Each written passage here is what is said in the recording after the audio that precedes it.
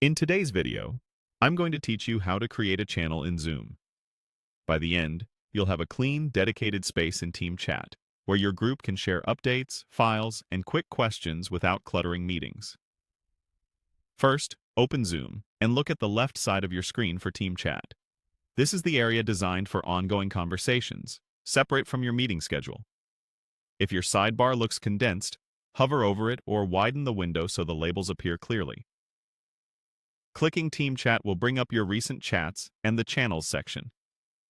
Next, find the small plus icon. It usually sits near the Channels heading or at the top of the chat list. This icon is your shortcut to new chat items. Give it a click to open the Creation menu. You may see multiple options here, so make sure you choose Channel. Selecting Channel tells Zoom you want a shared space for a group conversation rather than a one-on-one chat. You'll now be prompted to add a name. Pick something short, clear, and easy to recognize at a glance. A good channel name should reflect the project, team, or purpose, so people immediately understand why it exists. Consistent naming helps a lot when your list of channels grows, so consider following a simple pattern your team can stick to. After the name, add a description. This is where you set expectations. Briefly explain the channel's purpose, what kinds of updates belong there, and who it's for. A clear description saves time later by guiding new members on what to post and where.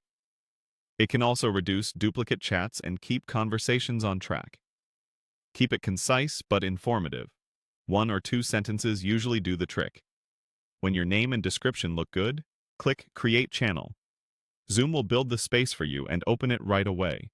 You'll see the new channel in your list, ready for your first message. From here, you can start chatting, share files, and keep your work organized without juggling separate threads. If you don't see Team Chat or the option to create a channel, it may be hidden by your window size. You might need to update Zoom, or your organization could have restrictions in place. In that case, check your app is current, and consult your admin if creation is disabled. That's it.